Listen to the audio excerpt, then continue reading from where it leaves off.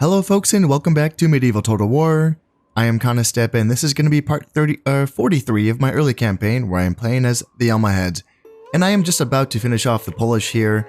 They are just stuck in their castles. They have a little bit of a garrison here in Volhynia, but the main one is here in Silesia, and this is where their king is. And this is the last remaining family member, I believe. Yes, he is. So once he's finished off, that's going to be the end of the Polish, and that will be the end of my next closest competition. So I am going to have to actually assault this castle because if you look here, this is not, where does it say? Yeah, it's not going to fall without an assault. Because, yeah, it's a keep with a curtain wall and ballista towers, so that is both defensive upgrades for the keep, which is that tier 2 castle. The curtain wall indicates that outer wall, as well as the inner wall, they're both going to be stone, so I will have to make sure that I have enough artillery to break through that wall, and the ballista towers will provide some extra firepower for the defenses as well. As far as their actual defenses, I mean, 5 peasants, 1 javelin men, and then a total of 9 royal knights. So the royal knights will be the toughest group to have to crunch through, but I have enough forces here, including enough artillery, including also a 5-star general, so that should be enough to get the job done. Now, this is going to be like, I feel like I thought I tested this on my last episode that I recorded for my Aragon campaign, and maybe I did it wrong, but I'm going to do this all here, like right on camera, and not cut any of this out, because I want y'all to see this as well, just to make sure that I'm doing this right. So let's just get an army together, an army that I want to invade, and I want to see, and I want to make sure that I can bring more than 1 stack and then have access to those reinforcements, because I am told that that's possible, but I haven't quite found out the way to do that yet. I'm assuming that you just drag both stacks onto the castle, and then during the end turn, I should have, you know, availability of both of those stacks during that pre-battle deployment phase area. So that's my assumption. I thought I did that in my last episode of my Aragon campaign, but I may have not done that. I did not have access to the reinforcements that I thought I was going to have access to. I just ended up auto-resolving that battle anyway, so it ended up not really making a difference, but just so that this is all on camera, here's going to be my 5-star general, and then I actually do have a siege cannon. Nice, good stuff. And let's just bring all the goodies, right? So a demi cannon here, and then 2 more demi cannons there, so that's 4 total siege equipment. And then, like, why not just bring the mortar and the catapult as well? And so, like, with my Aragon campaign episode battle thing, I think I just dragged both, like, half stacks under the castle, and I'm wondering if that has anything to do with it. Maybe if I form an actual full stack and then attack, I don't know. It might be something funky like that, where I need to have a full stack first, because I thought I dragged both of them on, but yeah, maybe not. Maybe I dragged the same stack on it twice. Like, actually, maybe that's what happened. But anyway, as I was saying, I just want to do this on video so y'all can see. So what else do I want? Moheed foot soldiers, they're pretty good. Armor piercing, Ghazi infantry, they're always solid. Javelin men, yeah, why not? They can throw some javelins at the heavy cav. And what else do I want? Yeah, Almohad urban militia, Moheed foot soldiers, more axes, and where does that leave us? Do I want one more unit of cav just to potentially chase down enemy outside the castle? Sometimes that can happen. Maybe I'll bring some camels just because, like, yeah, I know they're not fast, but they are faster than infantry. And if they have to fight in a melee versus the Royal Knights, they can actually kind of do surprisingly well. And they have the mass to hold that unit up and make it, stop it from, like, moving anywhere. So there we go. This is going to be my full stack. Dragging it on. Yes, I would like to end the siege. And then let's drag this on as well. And let's see what happens during the end turn. Because that's, like I keep saying during this campaign, this is about learning. I need to, like, do these things and make sure that I'm trying to figure things out here. So that's going to be probably it for this whole turn. I don't really think I need to do too much else. I did drop my treasury down to 81,000 during that war. So when I did mess up the Danes, I'm assuming that I just destroyed all their ports. I can't remember if I did that intentionally. I don't think I would have done that intentionally, but maybe I did. I thought I would have been smart enough to leave the ports, but also, you know, these buildings can just get destroyed automatically when you invade provinces. What I could have and should have done is build ports back up before leaving, like I did. I'm pretty sure I did that down here in Egypt when I... Yeah, I think all of these places... Does Egypt itself not have a... Egypt doesn't have a port. Did I did invade down here, didn't I? Gosh, see, I'm getting my campaigns mixed up. I'm pretty sure I did invade Egypt in my Almohads campaign.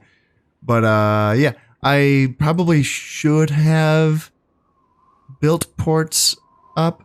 But no, see, that, I don't know, that really works either, because if I build ports and then I leave, and then that province has been taken over by rebels, and then that province is then invaded again by, you know, another faction or whatever, then that building can potentially be destroyed again. So yeah, I guess that investment in ports, like trying to build ports for other factions, I thought that was a neat strategy, but I guess that doesn't really hold true, does it?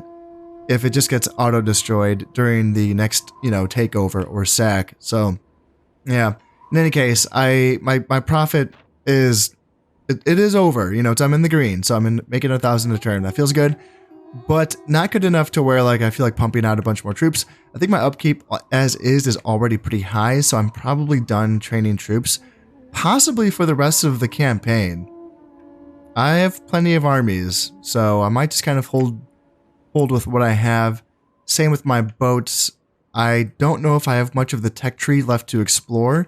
It really does thin out regarding what it has to offer as it gets to the higher tiers of castles, and especially for the Almohads. The Almohads really don't get much as they move up the tech tree, so I don't think there's too much to explore regarding that. I don't know if there's things for me to talk about that I haven't really touched on. I feel like I've really touched on a lot of the tech tree, but you know, I can't. There may be things that I've missed, but I thought that I have, you know, covered a lot of the bases here regarding that. So I think for now I'm just going to be moving on and finishing up the Polish here. Okay, very cool. Looks like it actually worked, and I'm not sure if, again, it may just have been. I'm assuming that in my Aragon episode, I just probably grabbed the same stack twice and dragged it onto the castle. Or this actually is the way to do it. So that's something I need to probably test again at some point down the line, as to not create a full stack and just drag 2 like half stacks onto the castle and see if that's actually, you know, okay, or if this is just the answer, right? In any case, this is good. So I will be bringing in all of these artillery pieces and then using up all of the ammunition to break down the outer wall and the inner wall, because as I said, the outer wall is also made of stone, and I have a lot of artillery pieces. I'm bringing in 3 demi-cannons, 1 siege cannon, 1 mortar, and then 2 catapults as well. I don't want the Pavis Arblasters in the first wave. I feel like crossbow type units are pretty useless in siege battles because they shoot in a straight line, and that's not really a good opportunity for these types of weapons. So yeah, I'll be bringing in all of the artillery, and then after that, I don't know, just kind of, let's see, the camels are good. I like the spears. Almohad militia, I like them. Yeah, I like all of this, and then I'll just be bringing on, like, let's see, axes, and then something like that. Yeah, that's fine, but I'm overthinking things. There's only 15 men inside this castle, so let's get inside and finish off the Polish. I now have my artillery equipment spread all the way around the castle at this point, and yeah, I'm going to be testing this out as well. I don't know if these walls on this side are the same thickness. I'd assume so, just based on the tier of castle, that yeah, it's going to be just as easy to get into these walls as these outer walls, but I'm going to be using my catapults, so I'm assuming that, yeah, they're going to have a harder time getting into these walls on this side, and yeah, the mortar as well is probably probably going to struggle, but you know what, if he can maybe just get down on Ballista Tower, that's another thing I can test out here, is that maybe the arc of the mortars make them better at taking out towers than the actual walls and fortifications of the castles themselves. That's just something I can test out. And then I got the big kahuna back here, the siege cannon, and these things are just ridiculous because look at how far away. Look at how far away this thing is. It's on the road. It's on the road going to this castle, and like I feel like this is a relatively small map perhaps compared to others, because this one, not only can he hit the outer gate and then the inner gate, but he can also hit the keep on the inside as well. Oh man, that's so cool. Alright, without further ado, let's just begin battle. And let's immediately start battering down the gatehouse with the siege cannon, castle walls with the demi cannons. One shot with the siege cannon brings the gatehouse down to 35%. Ah, yes. And yeah, let's do a demi cannon on this side. Let's have him just going right after arrow towers right away. And then this catapult can start targeting that wall. And then let's make our way all the way around the castle here. And that's it. Was that just like those like 3 shots to get the gate open for the siege cannon? Oh, that's so awesome. That is so cool. Okay, well, let's just have you start shooting at the inner gate immediately. At this point, I've used up all of the ammunition available on any targets that have any viable, well, any siege equipment that has any viable targets. And there's really not much castle left, is there? I mean, this is a pretty good job. I have plenty of openings on the outer layer, and in the inner layer, well, I have a couple openings made as well. The mortars just did not get anything done. I tried switching their targets to see if they could, you know, hit anything, and they got 30% damage done to the castle wall on the outer side. Maybe they could have eventually taken that down if I concentrated my fire on that, but they could not hit any towers. So I feel like they can hit okay if they're at the bottom of a hill and the castle's at the top of the hill, because that arc kind of favors them a little bit, I think. But in cases like this where it's like a flat plane, man, it's tough to get mortars to work. So it's a bummer for the Muslim factions, because mortars are the only, well, it's the first gunpowder unit available, you know, so it's a little unfortunate. Obviously they can hire mercenary pieces, I'm sure, but yeah, it's tough to make mortars to work. I'll keep trying in other campaigns, but that's going to be it for now. So I do want to, at this point, withdraw everyone and bring out some more reinforcements. And here they come. Yes, I finally done it. I finally figured out how to use reinforcements in siege battles in this game. Okay, well, yeah, that makes my planning for siege battles way easier going forward, knowing now that I don't have to, like, basically cap myself at artillery pieces, because that's what I thought I had to do. I thought I had to, like, you know, bring a balanced army to get into that castle. Or not, you know, balanced, but, like, you know, enough soldiers, but also enough siege pieces. Now I know that I can just bring all of the siege equipment that I can and do this to castles, and then, yeah, just retreat from my my siege equipment crews, bring on my boys to come take the castle, and go from there. So this is extremely helpful information that I'm really glad that I finally figured out. In the outer defenses, we just have some intrepid defenders here, 7 Royal Knights. I believe that is the king himself. So let's send in some Wahid foot soldiers, get the job done.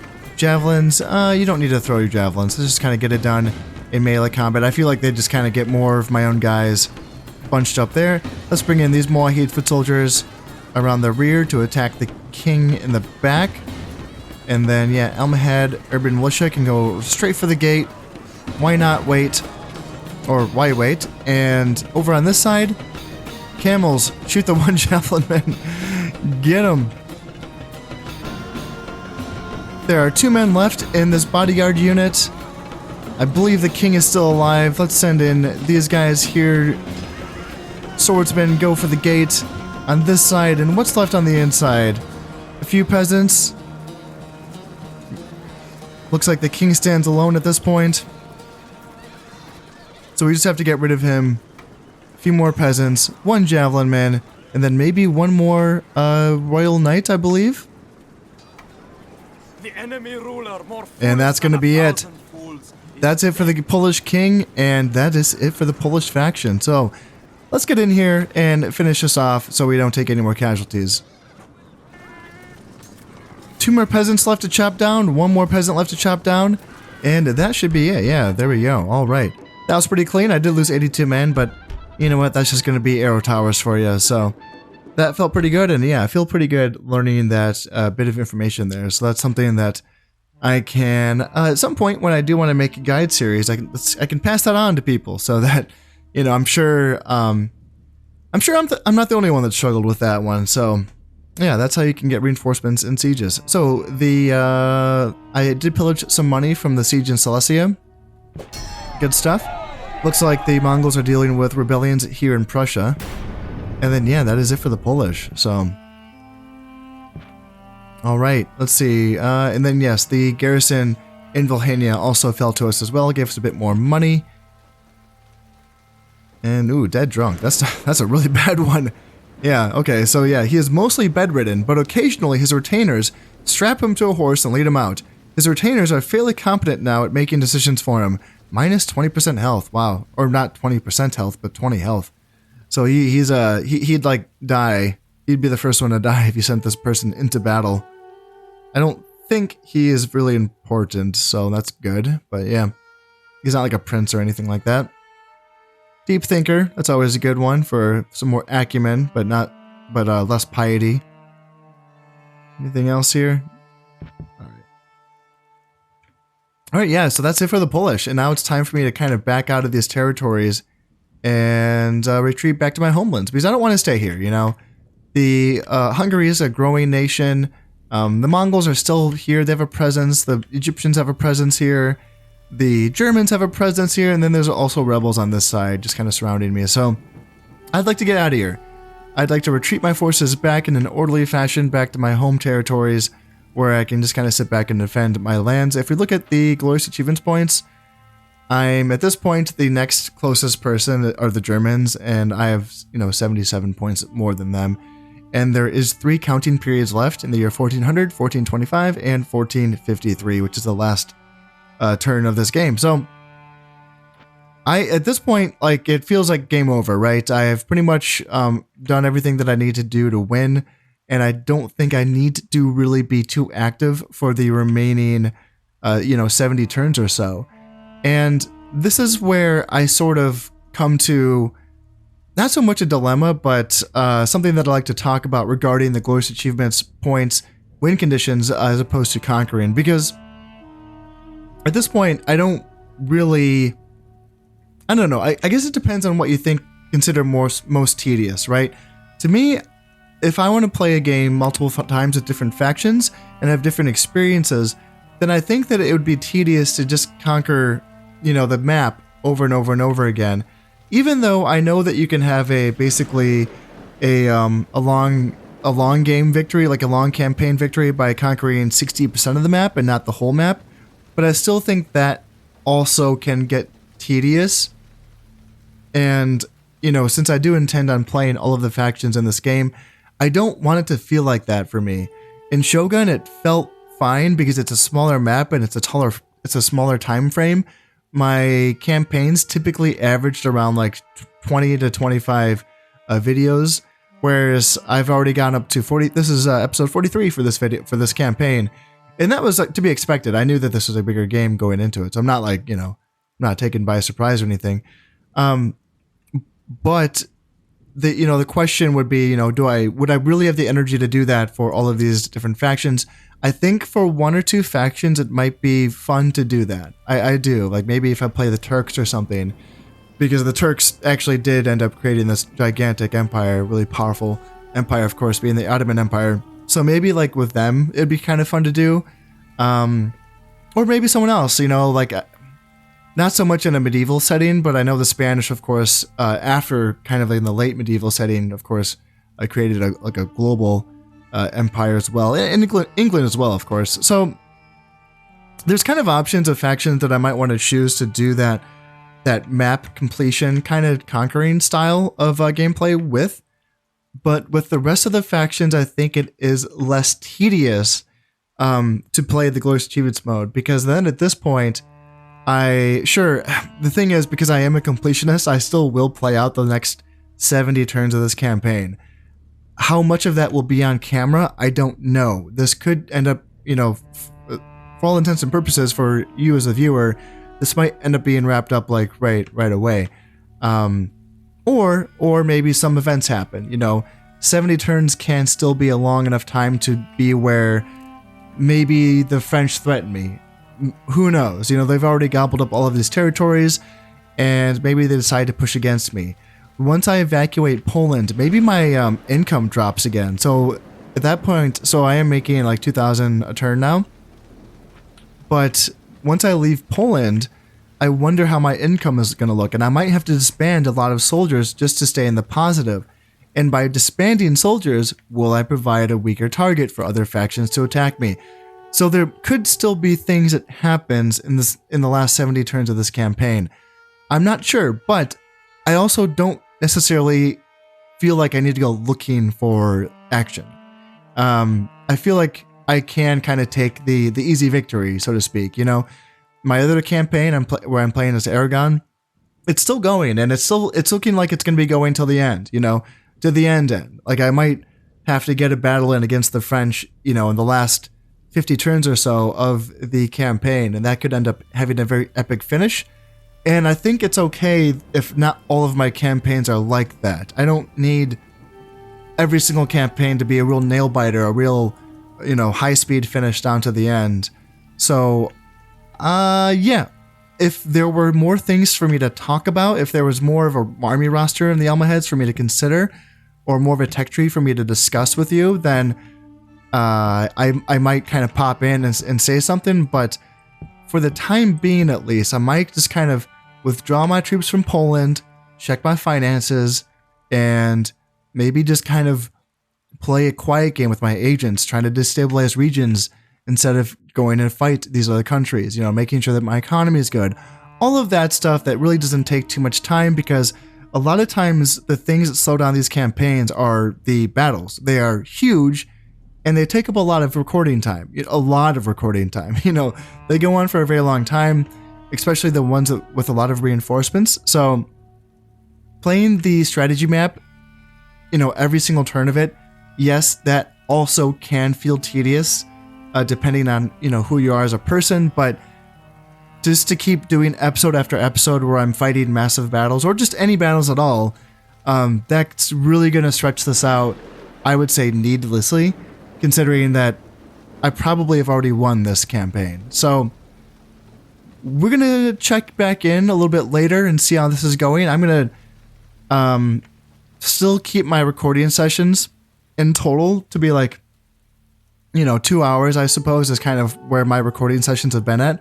That's kind of how much I need to record to get at least an hour's worth of footage to show y'all.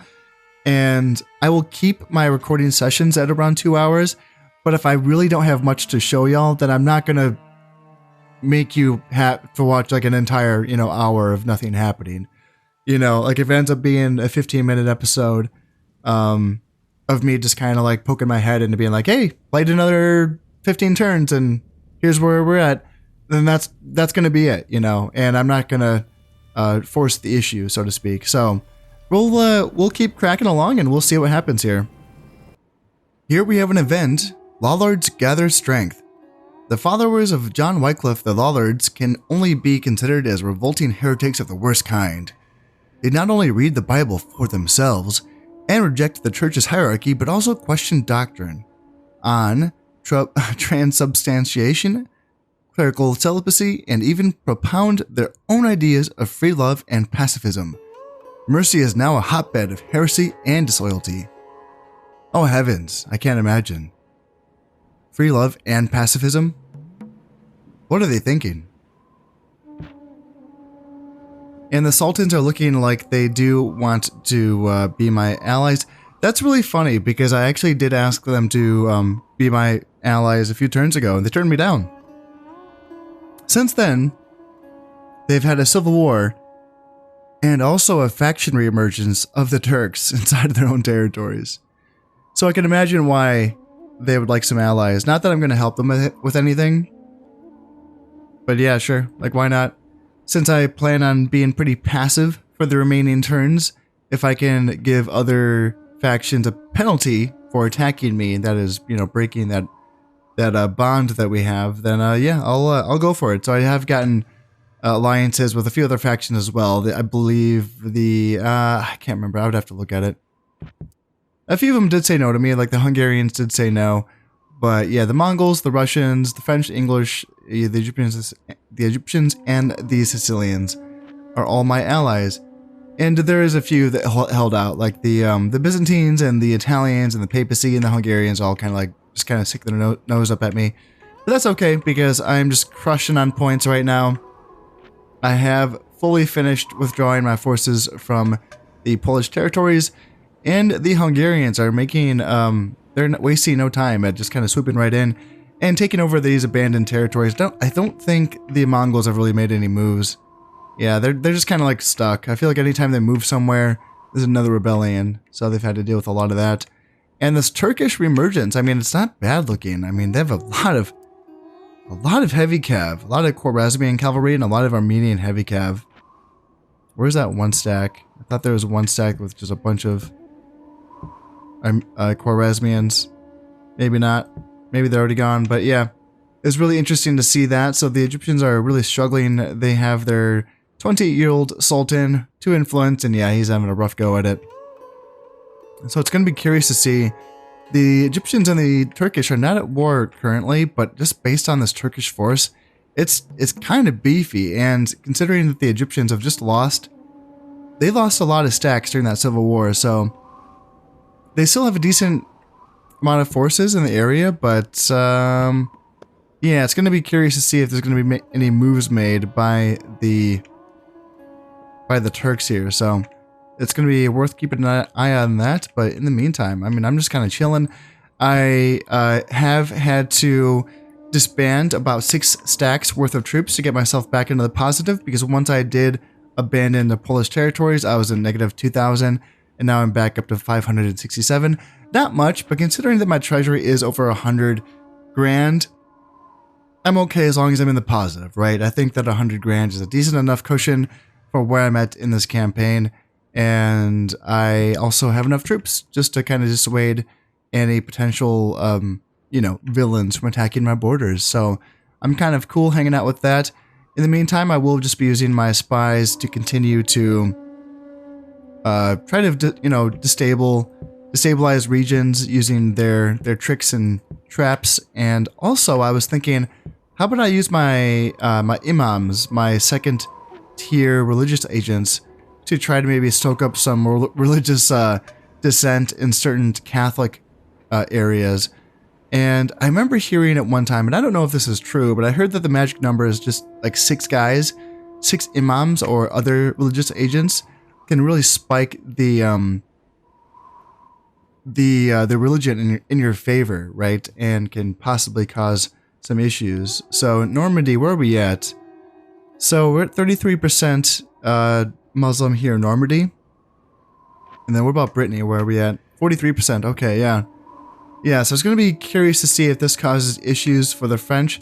And what's nice about using imams for this is that they don't get caught by any border defenses, like any border forts or any spies or anything like that. The only thing that can kill them is assassins. And that, of course, is an option, but I believe, I would assume that it's harder to kill an imam than an alim, which is the first tier religious agent. I'm not sure about that, but I would assume that that's kind of like an innate thing, is that the second tier units are a little bit harder to kill. Maybe that's also true for Grand Inquisitors, and I'm trying to think, do the Catholics have a second tier? Do they have bishops and cardinals? Is that what it is? I can't quite remember, but yeah, I would assume that the second tier units or agents are harder to assassinate, but I'm not 100% on that. But I'll just keep messing around with it to see if I can get any work done with my imams to see, just so, you know, like I was saying, destabilize these regions. Hungary does have some really frightening conquest points. Like for every province they get 1 point for conquest, but they only have 26 points. So they really should not get another comeback here. I've already killed them once.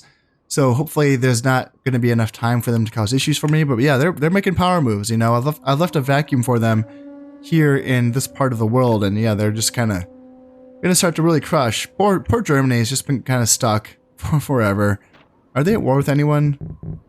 They are at war with the Sicilians and the Swiss. Yeah, that's why they've been stuck this whole time. So France has taken over, and it's going to be curious to see if France continues to make moves. I mean, they've so far just kind of conquered the rebel territory left behind by moi, but now it's going to be interesting to see, will they turn their sights on maybe the Swiss or the Germans or the Sicilians, maybe even the English? We will see. They don't really have too many boats in the water. They have a couple boats up here, one boat here, so they could make the move over here. Actually, they don't need a boat to traverse the English Channel. Yeah, okay. So yeah, we will have to keep an eye on that going forward. Oh wow, and it did not take long for the Polish to reappear. Well, good for them. Good for them. It was never really personal to begin with. I just needed to remove them so I could win.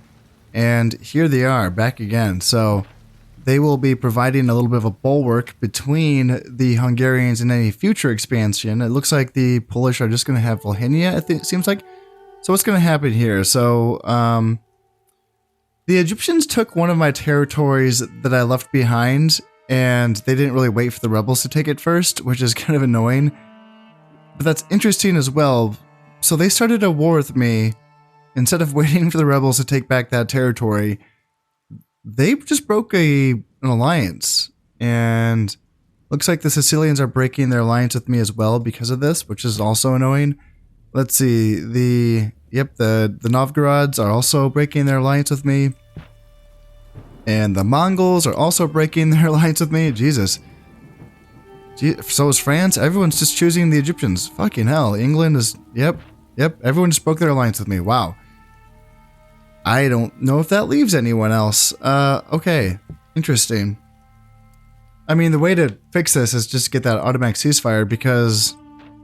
Yeah. I should just be able to have all of my boats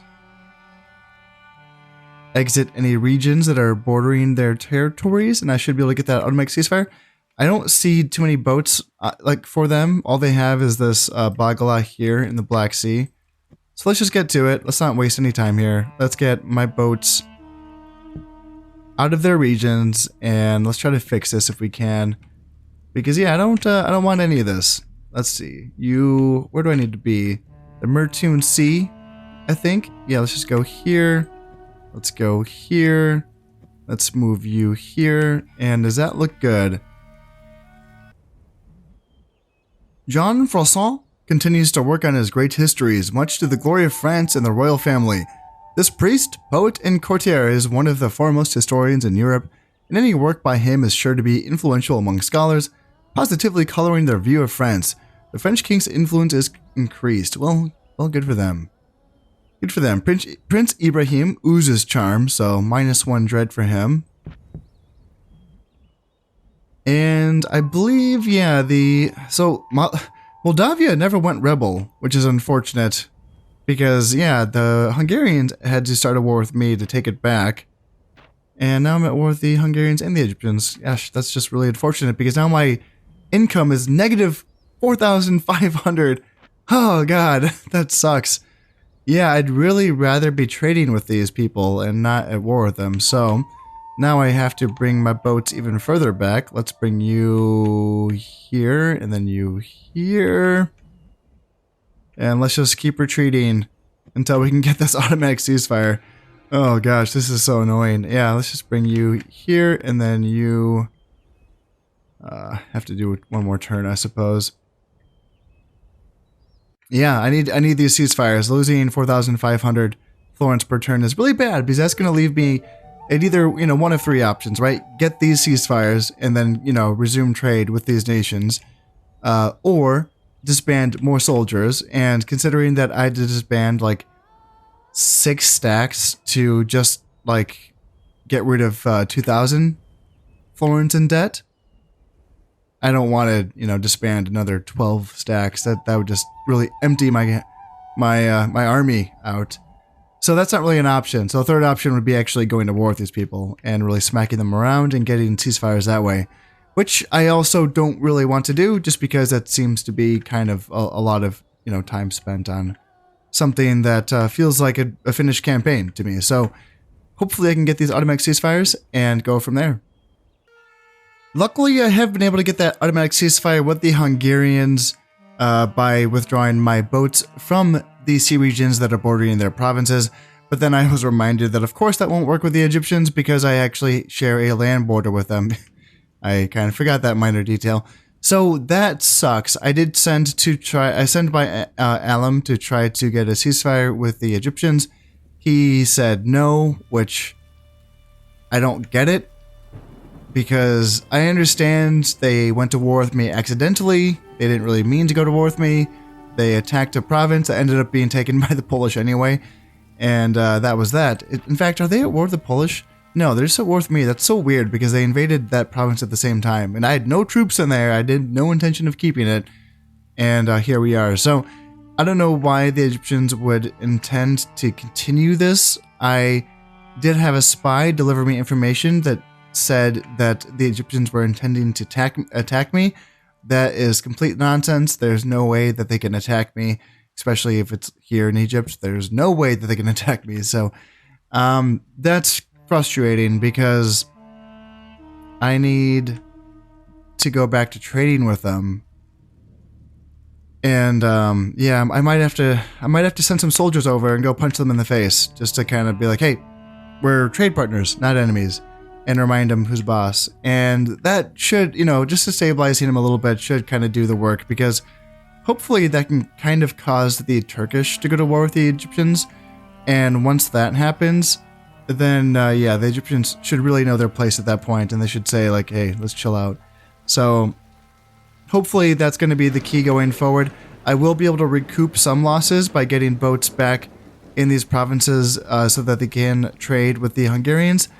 Yeah, that will do some, work for me, for my economy, but that's not going to be the whole picture. I'll still be losing like 2,000 or 3,000 per year, and that's not good. That's not what I want to be seeing. That's not how I want to go out here. So I might have to, go say hello to the Egyptians with my armies at some point coming up here. I was expecting kind of a peaceful end to this campaign, but no, nothing's ever easy, is it? So in any case, that is all going to have to wait until next time. As always, I hope you've enjoyed this one, and thank you very much for watching.